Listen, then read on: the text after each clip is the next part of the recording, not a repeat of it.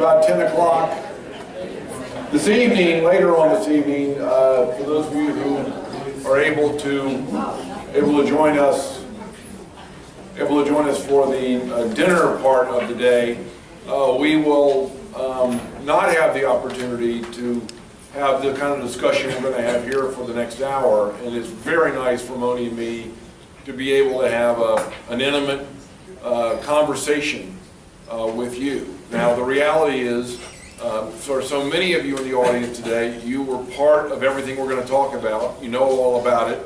You had a principal role in it on many occasions, and we'll probably be talking as if we remember those things together.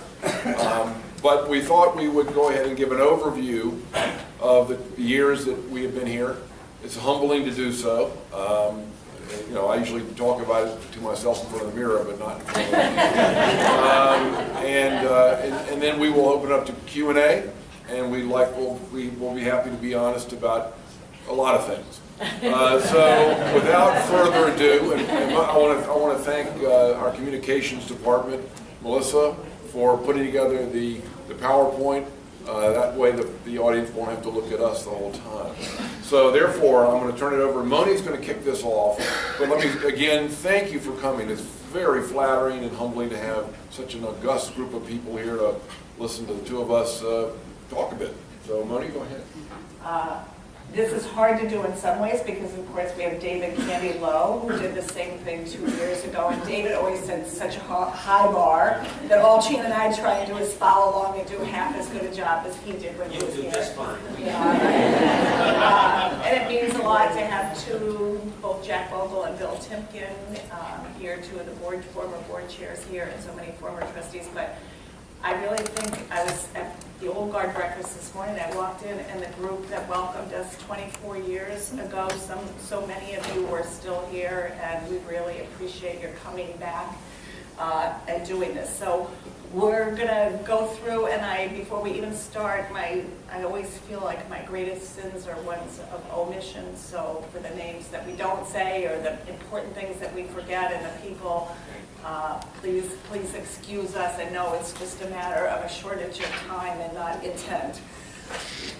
1989, we waved goodbye to the Kellys. They could not have been more gracious in helping us get started. I hope that we are half as nice to Aaron and to Chris as they were to us when we began.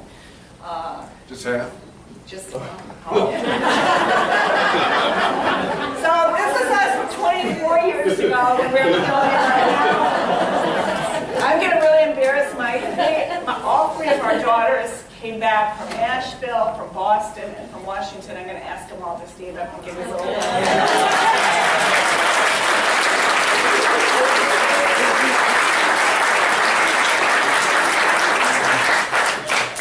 So that meant a great deal, obviously, to have them here. And I think when I look back now, when we came here, Katie had just been born the month before, so I arrived with a brand new baby, and only knowing that Selena had done the same thing made me feel better. But when I look back now, I think the thing I wonder is, what were we thinking? We knew nothing, and it was really only because of how warmly we were welcomed that we were able to get started and get going. The real reason that we came, without question, was because Jack and Chan met each other on a rainy day in Jack's office. And there was some kind of bond that formed that very first meeting. And so even when I looked at the size of Blair's endowment and some of the admissions struggles at the time, we kind of hitched our wagon to his star and thought, this is the greatest partner you could ever have to work with in life. And for 24 years, we've really been grateful for that. So 1989, right before we got here, they dedicated the first new academic building on the campus in 70 years, Bogle Hall, and there is Jack back at that time at the dedication. Bud isn't there someplace. You forget how different things were 24 years ago. When we arrived, you drove your car up the hill, and you drove your car right through the arch. You can see the car that's sitting right there. We went to the first opening dinner, faculty dinner, and all of you remember Lois and Charlie, obviously, and Lois came up to Chan and me and said, oh, by the way, we have 2 girls with no beds. You wouldn't mind having them in Sharp House, would you?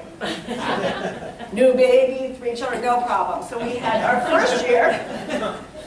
The 2 girls, wonderful girls, lived right with us, and they would come up our stairway, right through the hallway and the bathrooms, and up the 3rd floor. Their bedroom was right above our bedroom in Sharp House. So we had actually 7 of us living in the house the first year that we were here. I think the thing that we recognized the most about the beginning, from the very first time Chan visited Blair, I wasn't even with him because I was 9 months pregnant when he came back and he said, it's the most outstanding faculty I've ever said. And this is what I really remember, he said, they don't even know how good they are. And so it was the people, and it's always the people. When we came, Peter Ammerman, Marty Miller hosted Chan stayed overnight, so of course you meet Marty, and then you're just a sucker for the rest of your life. Bird had us to our house as soon as, I was telling somebody the story, as soon as we got there, we arrived, he had us down to the house, and he came out and met us at the door with the 2 largest martini glasses ever seen. And I just remember going down over the bridge, over the lake, going, oh my God, I hope I get home again. I heard you like martinis. Last one I ever drank. Dennis was obviously a big part of everything because he knew all of you, and he and Ferd really helped introduce us to everybody. And that was, I think it was knowing that there was this great school with unbelievably great teachers and a magnificent, you could see it out here, a really truly magnificent campus that made us know this was a place with tremendous promise. And honestly, the first couple of years were very hard. The recession hit in 1991, and the student body, when we first got here, went from 350 students, I think, to our second summer, it was down 350 kids, and our second summer, we left to try to go away for a vacation with only 30 empty beds in the school. We were down at 320. So it was challenging, and there were a lot of fiscal worries, but we were, as I say, very fortunate that we really had the board that we did, and the leadership that we had, and the great faculty. And I'm going to turn this over to Chan now, because we're going to go in kind of 4 different parts. We've kind of broken up the history, but that's sort of the beginning.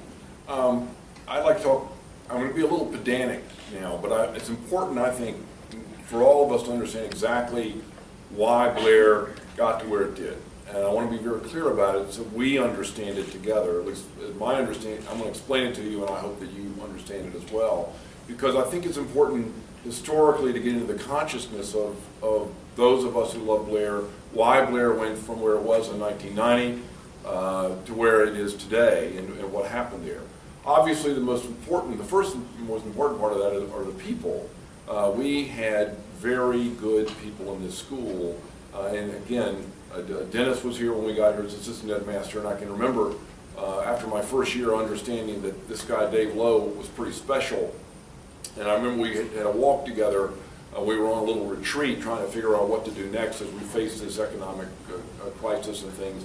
And I turned to David and I said, do you think maybe you should be assistant headmaster? And David, so are you asking me? I said, well, do you want to? And he said, I think maybe that might be a good idea. So we made David assistant headmaster. When we made more assistant headmaster roles more recently, Jim Frick and I called Rachel Stone and Ryan Pagother down into his conference room and a very formal offer made, as opposed to this kind of casual thing. I said, hey, what do you want? Why not? Let's try it. So that move actually, in retrospect, was very good. But what was clear to us, Monie and me, and to be fair, we were coming from a background which prepared us for Blair because Taft was a very well-run school.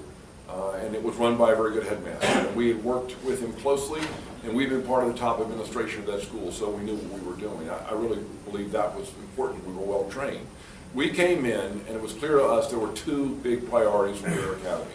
The big priorities were the outcomes, where kids went to college, and the incomes, how to get kids into this school and get them to stay here and be successful and be happy. If you can't get those things working, you can't have a successful boarding operation. So the first thing is to get the college list up and to try to get students who are interested in Blair to say, if I go to that school, I might be able to go to that college. And that is what, if it is, that's the measure we're always using in our schools. And sure enough, the very first year, we happened to have a young man from Korea. I think it was the only Korean student in the school at the time, which seems strange today when we have such a global community at Blair. And he got into Harvard University, and that really helped us out a lot. That very fact, it's amazing that such a simple thing like that, well, simple, if it was simple, it would be easy to do, but that one fact began to open the idea that we could do that. And over the course of the 90s, more and more kids went to stronger and stronger and more selective colleges and universities, and that was certainly a path that we went on. And I would indicate that Lou Staval, who came out of the English department and was assistant college counselor, and eventually became dean of college counseling, had his nose in the right place, sniffing out the colleges that our kids would be successful in getting into, and also developing relationships with those colleges that would allow our kids to get a good hearing. We always tease Lou because he's not known as Mr. Warm and Fuzzy with the kids, and he isn't. I mean, Lou is Lou, but he actually goes out of his way to make sure the relationships he has with colleges and what he will do to help kids get into college are significant. He has been able, in my time, to turn around denials at a college to acceptances based on his own working with an admissions officer at a college. So that has been certainly a factor. The admissions part, we went through stages. For a while, it was just a matter of getting people into the school and having enough people to run it. And that was sort of the early 90s, where we went from 320 up to 350 the next year back, and then on to 370, and then we never looked back in terms of numbers. But getting kids who actually would take advantage of the school and move forward was important. And I remember Dave and I would be looking at the middle of October in the early 90s, and we'd have to send home 12 to 15 kids right off the bat because they just didn't fit into our culture and they weren't working out for us. We needed to get kids who were going to be successful here. Along comes Barbara Haas. Barbara Haas understood the kind of kid we needed to have at Blair Academy.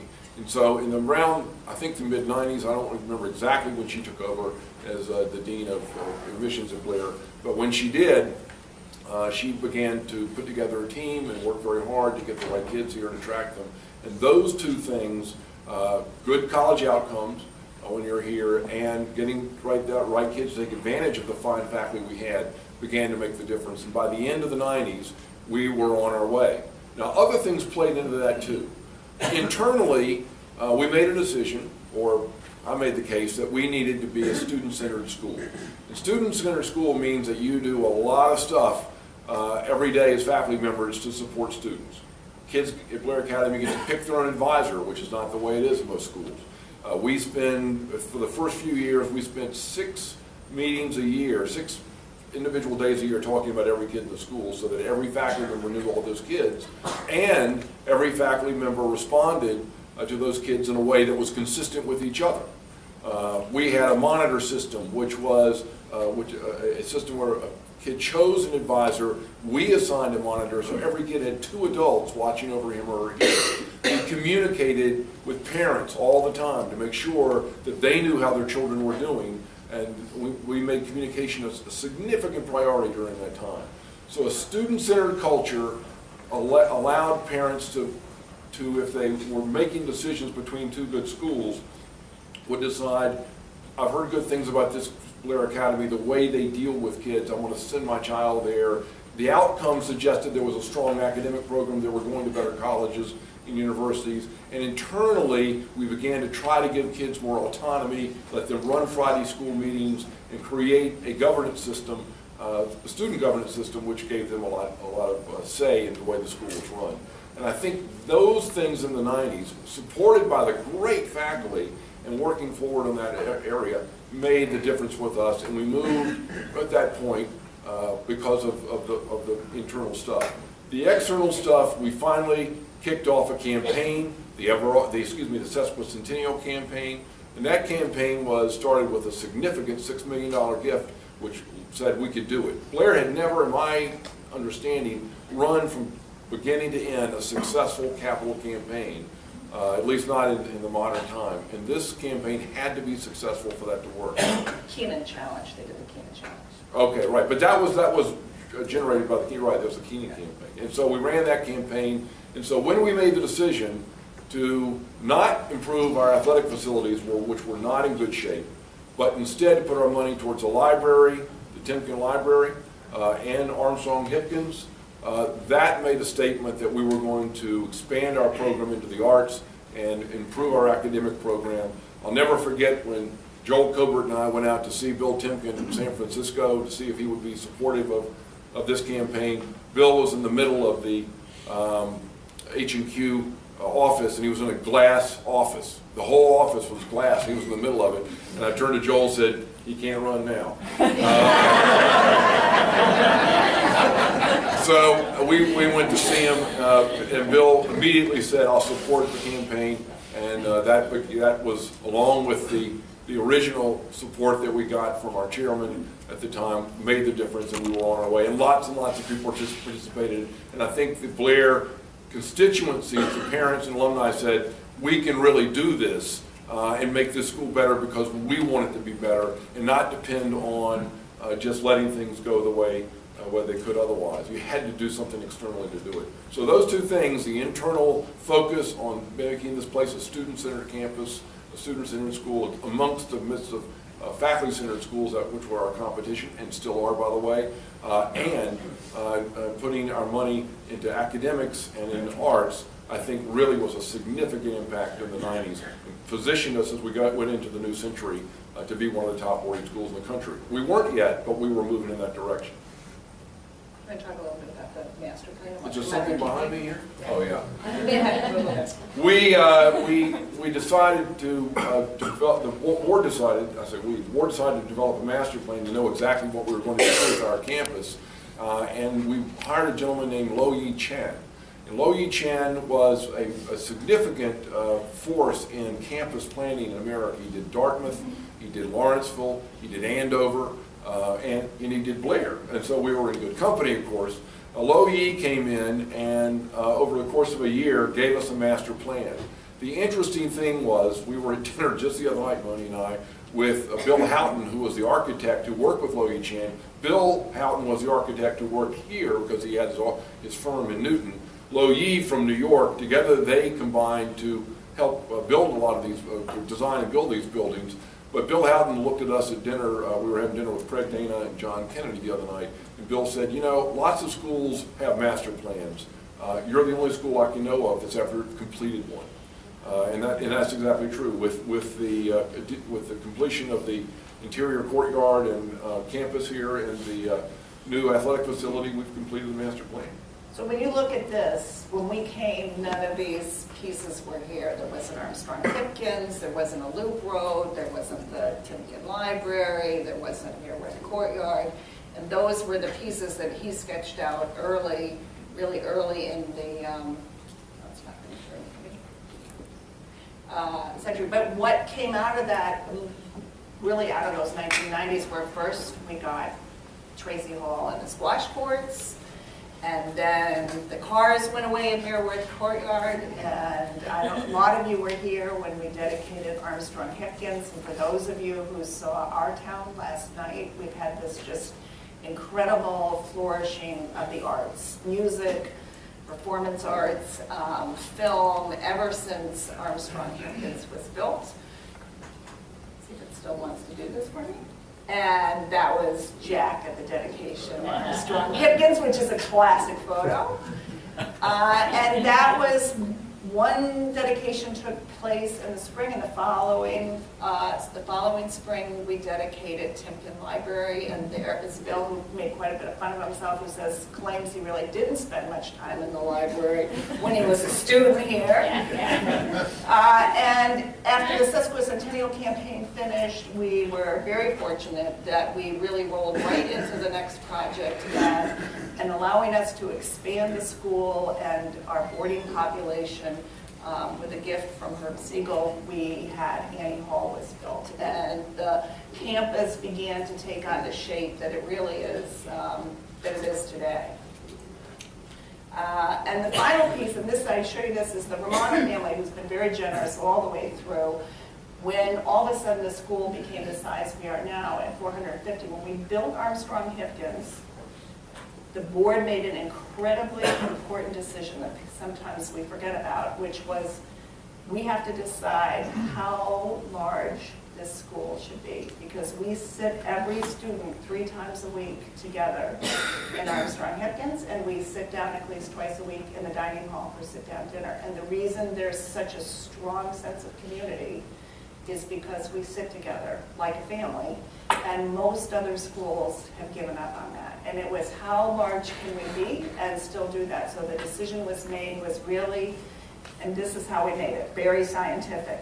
David Chan decided they could only memorize 450 students. That's really what it came down to. It seems like a dumb thing. Good thing they didn't ask me now. That'd be hard. Because when you're in a school and the headmaster and the assistant headmaster know you by name, and hi Sammy, how are you, what happened today, knows from those meetings how you're doing, what your life is like, who your family is, it makes a difference. And if they don't know you, it's a different school. And that was the decision. So when we enclosed the courtyard in the dining hall, and that was the decision, was the largest we could be and know all the students by name with a lot of work, was 450. And Dave was the master of this. He would challenge the kids with a Facebook, and he would say, okay, you come and ask me any name, I know everybody in the school. He put a lot of pressure on the rest of us.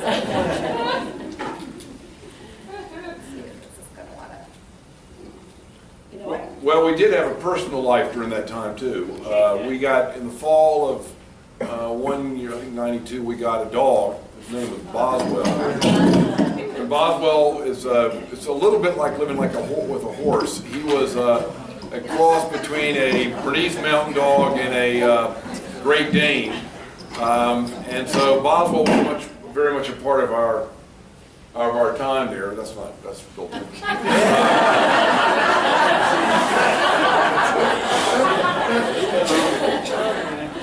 And then we always had a debate of what we should do with our daughter's education.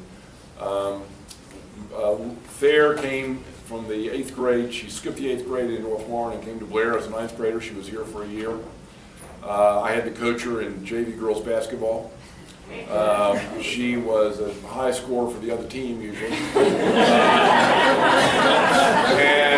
Following, she came in at one point and tried to tell me that the girls weren't happy with me because they felt that they should determine who started in the games and not me. And I realized it was time to send her to boarding school. And so Thayer went to boarding school, the other girls did too. As a guy who went to public education, I believe in boarding education. I think my daughters were well served leaving. And I'm surprised more headmasters in boarding schools don't send their kids to boarding school, because it is a great education, and I'm glad they had that. But I also am glad we have other headmasters sending their kids to Blair Academy, as we've had over the years as well. The third section we kind of divided things up to was the 2000s. So we've kind of gone from the 1990s, things are progressing, there were a lot of new buildings, and we hit the turn of the century. And again, you go back and you forget historically where we are, but you know, we all thought the whole computer system in the world was going to crash in 2000. But it was an unsettling beginning, because September 11th was the very first day of classes at Blair. Our new kids went to their first class and came out, and we brought everybody together in Armstrong-Hipkins when we heard the news. We lost one parent in the towers, and it was a tough way to start. But what it ended up, I think, doing was it really, like all things that have been challenging at Blair, I think it strengthened the community. We came together. I can still remember Peter Ammerman's prayer when we were all together there, and we continued to keep going. 2001 was also the beginning where the school decided to have a strategic plan, which eventually led into the Ever Always campaign. So Bill Timken was up here at this point. Jack Bogle in 2001 stepped down as the board chair. Bill Timken stepped up the same year we lost, Jim Howard died. So that was all in 2001. And from there, we really began to focus on where we were going and what the plans were. And really in the Ever Always campaign, we were very focused on doing, we finally decided it was time to address the athletic facilities. So we had 450 kids. They were girls. We were just one gym for 450 kids, boys and girls. We really had to expand at that point. Even though there is a classic photo, and began to go. It came, and then we wonder what he was thinking at the time, but my kids were off at boarding school, and the board came and asked if I would work on the Ever Always campaign and work into the development office. And I will say this now, but one of the things I've been very grateful for is not many schools would let the headmaster's wife come in and be. I mean, I had been the director of college counseling at Taft. I'd always been a teacher and a school person, but you can ask the poor faculty who have to deal with you, and it can get a little crowded in the room with both of us in there, sometimes going at it. But that was, for me, it was a great thing because I felt like that was how I could serve the school, and I loved getting to know the alumni body and being on the road and traveling. So the early 2000s, Dennis really helped me get going when I was starting, and some of the things that happened, we obviously got a lot of national attention because of the basketball team. We started at that time, I might have to get you to do this for me. When you see me click, you click. There we go. We started the Headmaster Society competitions where we divide the whole school up into 4 teams, sort of like Hogwarts. And the school for a week in February absolutely goes crazy and competes against each other. And one of the other nice things that happened in the 90s was we developed this wonderful neighbor. I'm going to let Chan tell the story of our neighbor. Oh, gosh, yes.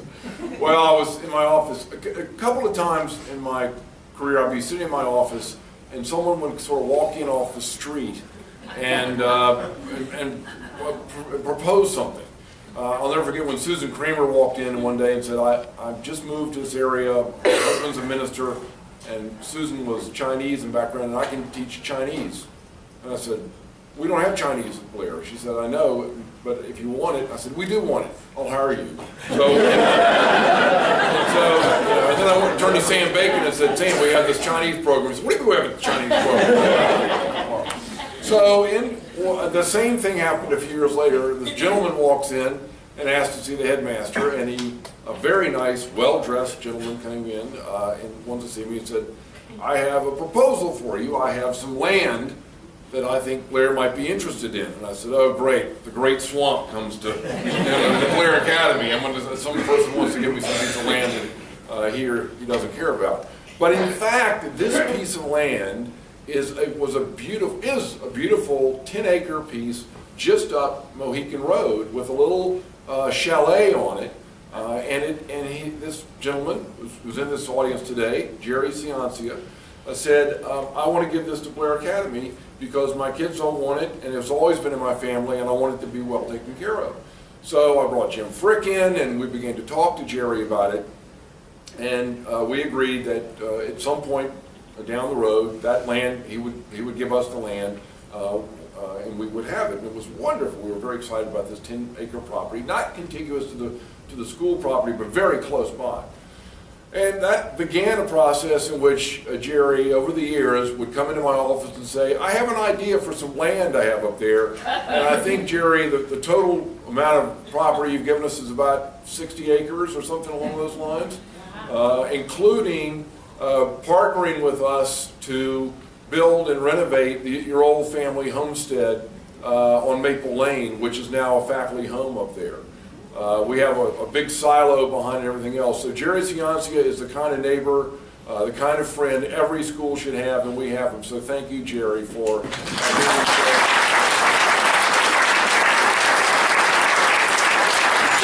Jerry is wonderful partner, Yolanda, are both here, and Yolanda and Jerry. Monie and I go down and have lunch with them down near Passaic every year, a nice Italian restaurant, just the four of us.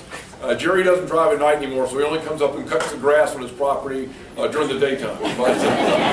But he still does it into his 90s. Thank you, Jerry. Yep, I do need to go back. The 2000s, for all of us who were there, will remember that really one of the things in 2005 we lost, the one student who we lost when we were here in our 24 years, which was Kurt Sosha out on the football field. And I think for anybody who's been part of the school with us during those times, he was a wonderful captain of the football team, 4-year senior, studied Chinese, and it was, again, one of those times where as a community we felt it was really hard to get through. I will always remember Jim Stone, who up until that point people just thought of as a very demanding coach.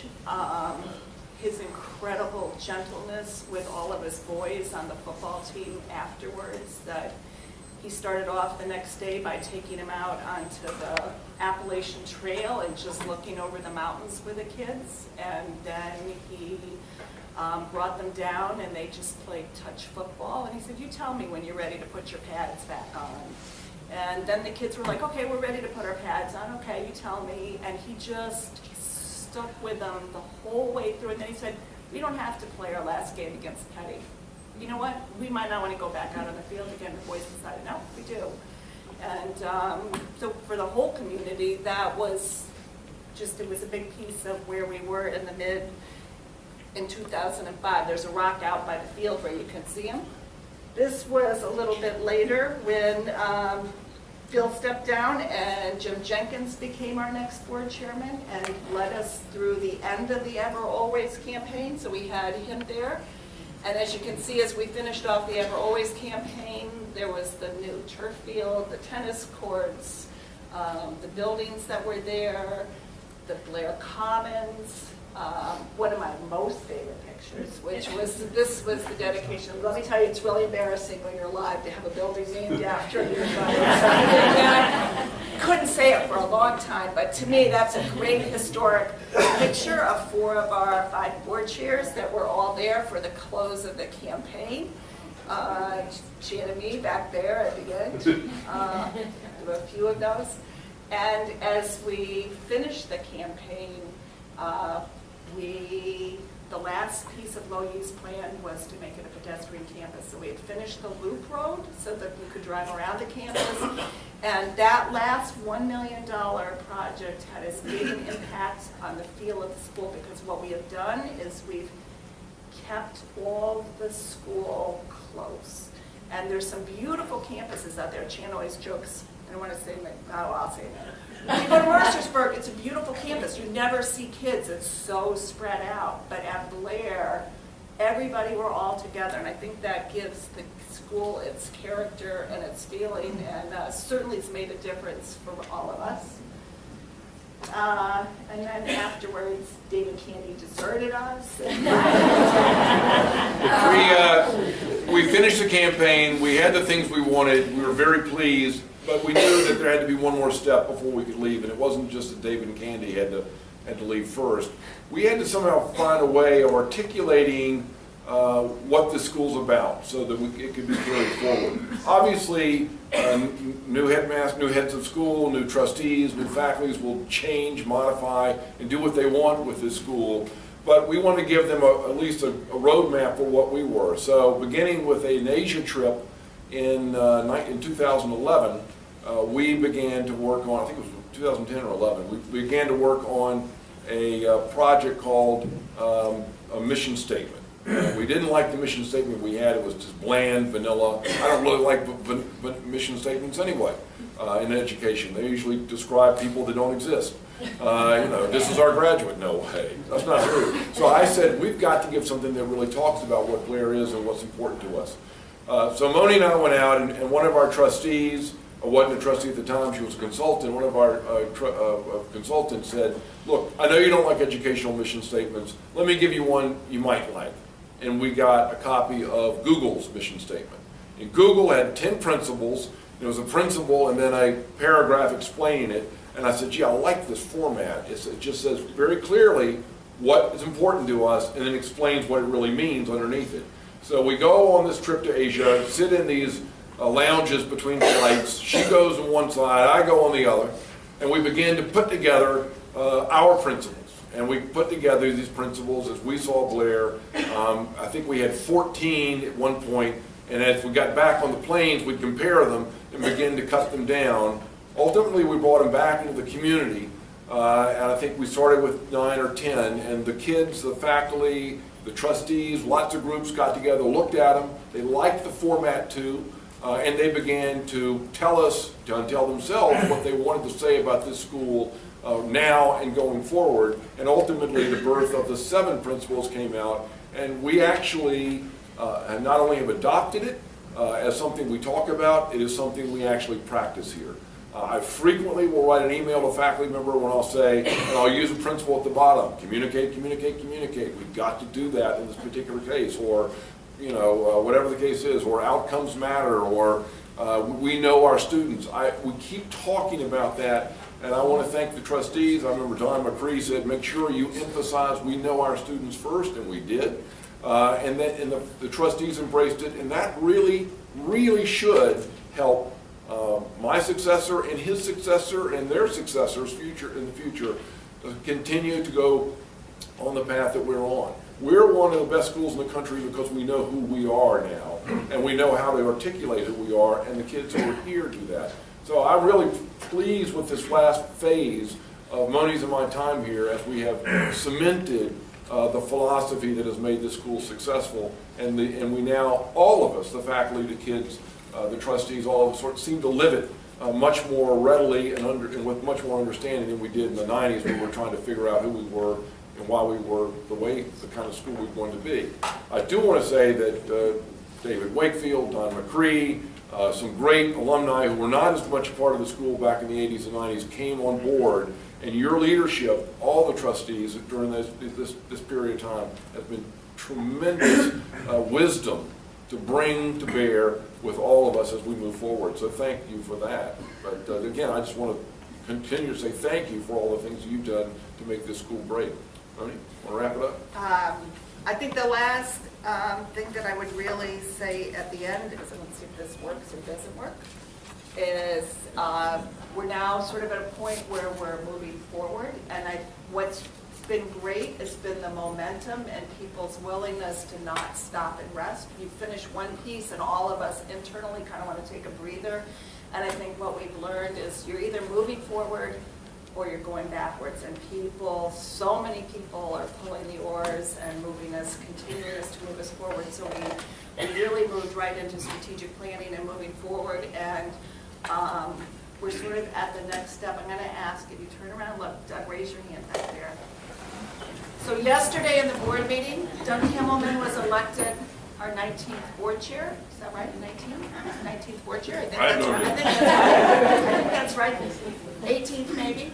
And I think all of us feel that we're very fortunate. It's very hard to find someone who's a great leader, really believes in the school and has vision and positive energy. Doug has one child who's out of Blair, one who will graduate and go to Stanford next year, another one who's a sophomore, and will be our first parent chairman of the board. But that was a big moment in the board meeting yesterday when we voted him.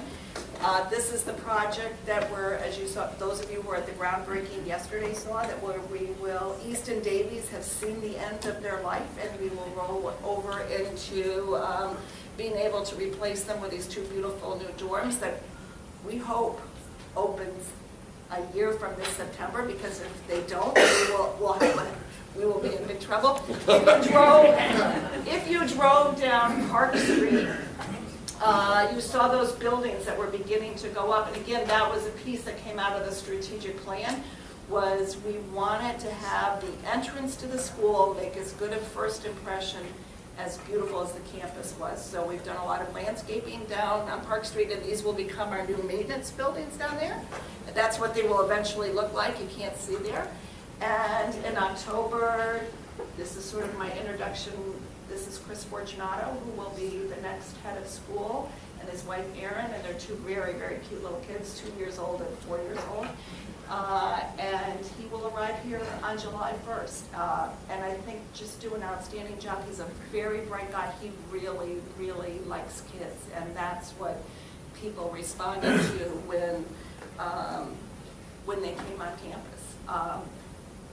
I think the amazing thing when you look back is that many, many things have changed. The campus, I mean, all of you who come back over the years for reunion, many things look different. The campus looks different, the buildings look different, but I think the values and what we try to do to prepare young people to be good people in life, the most important things don't change at all. They are really still very much Blair, and it's been really thanks to all of you that it's been possible to make all those things happen. So the trustees, when we finished the Ever Always campaign, David Wakefield, I was very lucky to work with David Wakefield during the Ever. I'll always be grateful for that. And so they gave me my Blair seal, so I feel like I will take that piece of, now I have a Blair piece to show off. I got nada.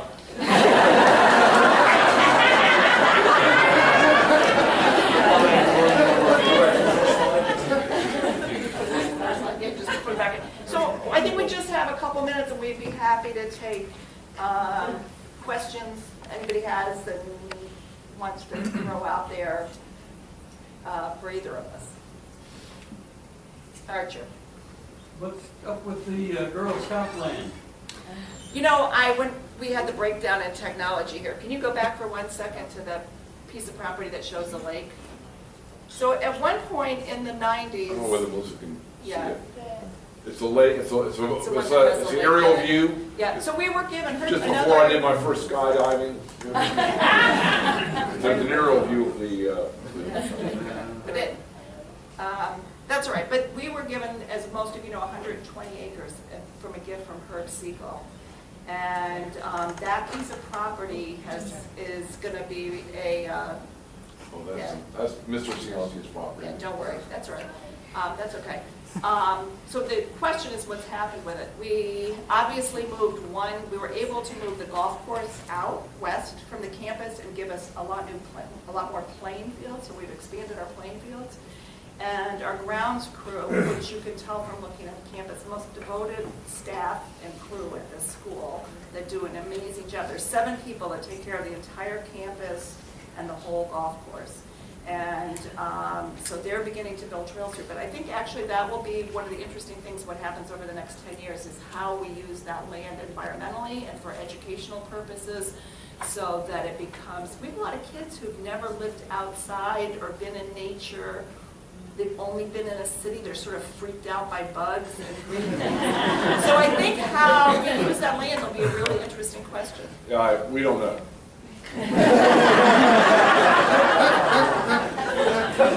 Other questions? Monie, I should add that when we started negotiating with the Girl Scouts, they were Girl Scouts. It took so long, they were so tenacious and so bullheaded. By the time we got done, they were Woman Scouts. Yeah, I think it was about a 20-year process.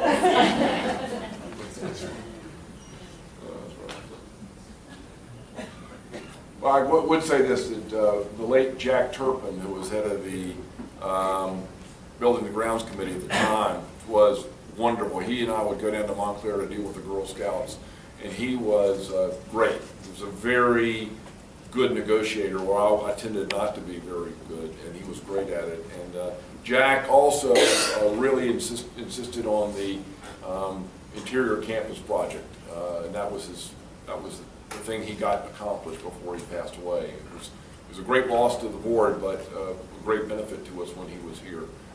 So that was. One piece that I just wanted to add before that I left out was when we were doing all of the building during the Ever Always campaign, the other big piece of the 2000s and the Ever Always campaign has been the growth of the endowment. But when people talk about endowment, I never think of it as just money in the bank. So when we came, I think the endowment was $13 million. Right now it's $75 million in addition to doing all the building that we've done over the last 2 decades.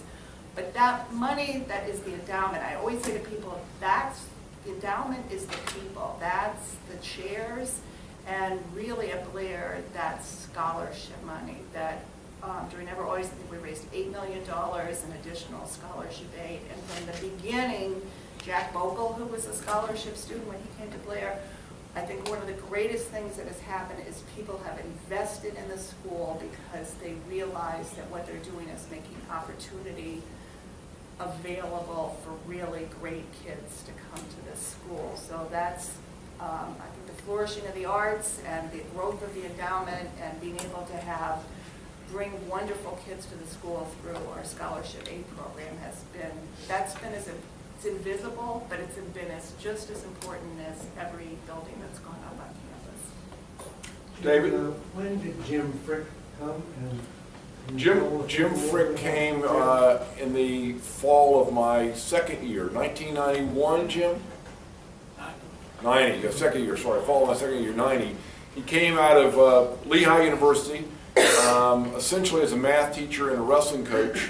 Oh yes, he had this little thing on the side called an MBA. But you know, it's interesting because he, very much like I did when I left business and went into teaching, I took a huge pay cut. I started at the very bottom.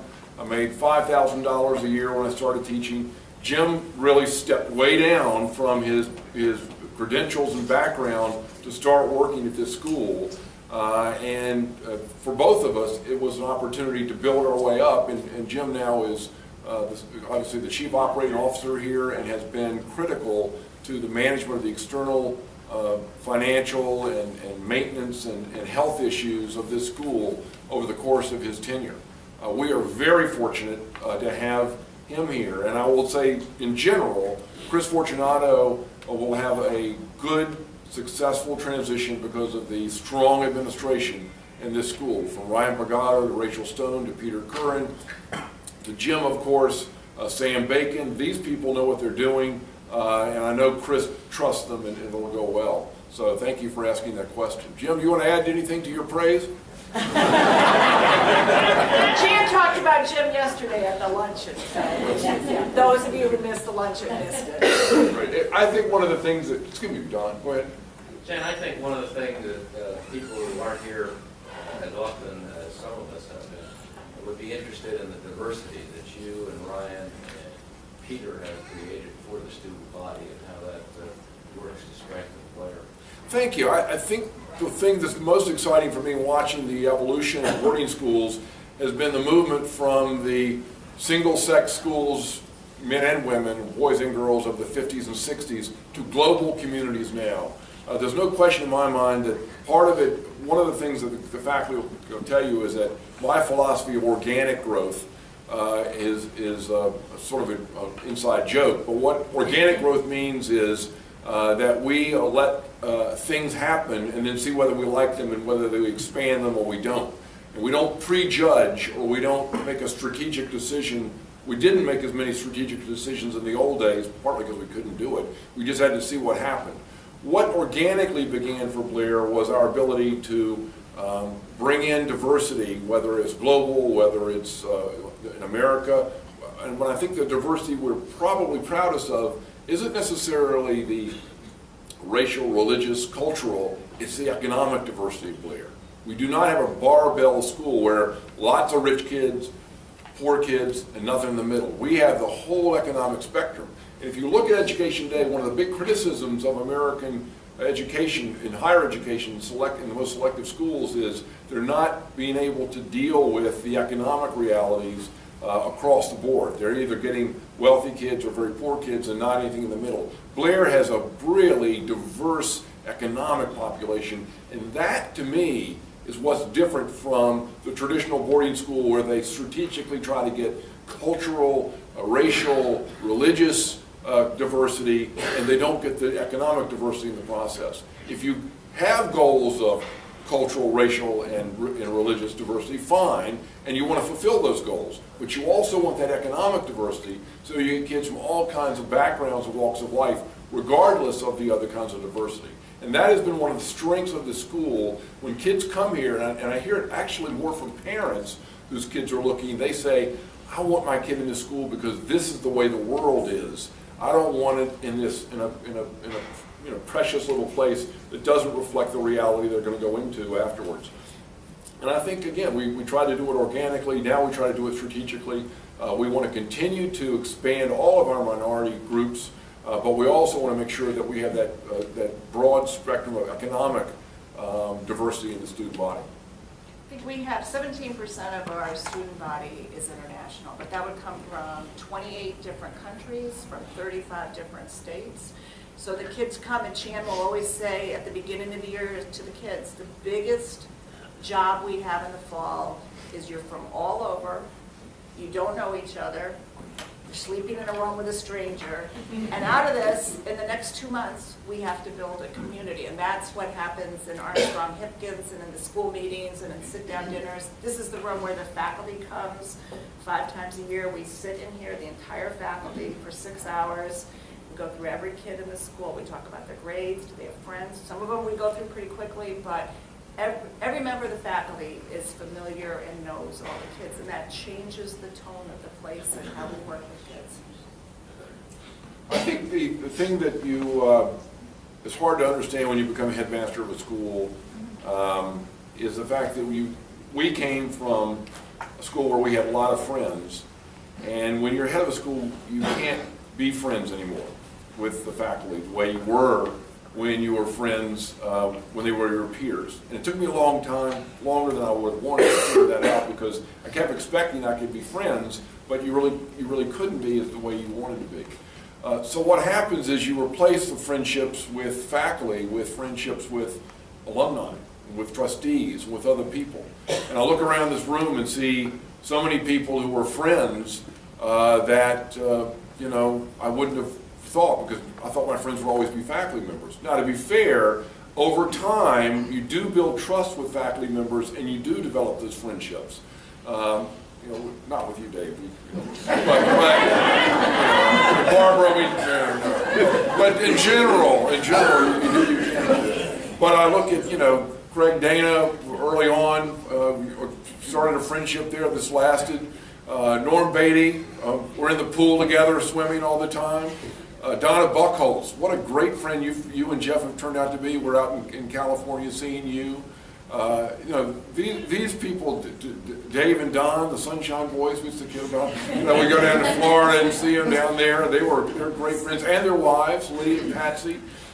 These are the friendships that we'll remember. Geyser, I'm a friend of you now. I'm telling you, we go out to California. She joins us every time she can have a lunch with us. She's out there having lunch with us. And so it's the young people too. And last night, Steve Benedetti came over and sat around with Jack Bowl and me and had a beer late at night and talked about his life. So the friendships are back for us, and it's really exciting for us to have those kind of friends. It is, Bill, Jack, you're the great friends because we worked so closely together during the times that we were running the school and dealing with all the problems we had. I remember, Bill, when you came to me and said, "Can we talk to Monie about running the development office?" I said, "Don't ask me." So he did, and I got all the criticism for hiring her. But nevertheless, and the fact is, it's nice now. For a while, our friends, we're a little older than we were, wouldn't you say, Monie? And now friends like Benedetti and Geyser and this crowd, they're younger, and it's nice to see them. David's still older, but no. So it is really exciting to leave a community, but we're not leave the friends that we've made here, and that's going to be very important to us in the years ahead. And we hope that our home in South Carolina will be a little Blair beacon for anybody who comes down. This past spring, we were down there, and Monie and I were alone waiting for our kids to show up, and Pano Vulgaris was driving down, and he says, "Can I come by?" He came by, we had lunch, we played golf, and it was great, just on the spur of the moment. We're actually those kind of people. You can call up, we can come by, we won't throw you out. So I do hope that's something that will keep us connected to the school, is even though we can't, look at Marty and Gloria right there. One of my great friends from California came all the way out here. Martin, son, Gloria, you took care of me when I went to Los Angeles for year after year. There weren't many of the Blair alums, and you came out every time, and we would get together and have a good time together. And we just saw you there just past spring. So thank you for coming all the way out here for this. And Wonderful. just- George, you're my son-in-law, you be cured. No, we didn't introduce him, we have a son-in-law now. Married under the Blair Arch, that's pretty good. First time I tried to introduce him, I said, "Here's my stepson." I couldn't. That was bad, George. In closing, the one thing I do want to say is, I think the reason Blair is an really special place, and I mean different from even all the other great schools that are out there. I don't think there's any place where after a quarter of a century, that the person who hired Chan built him, Jack Bogle, who was our first, I still call him Chief, I just call him Chief for short. Okay, Chief, whatever you say, Chief.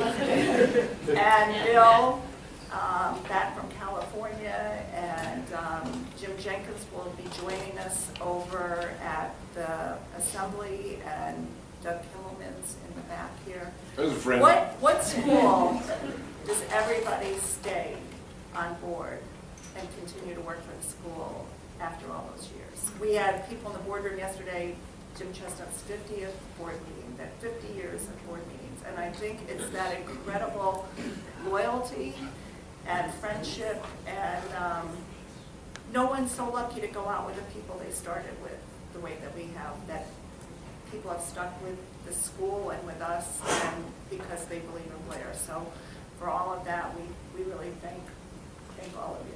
Thank you for coming today. Appreciate it.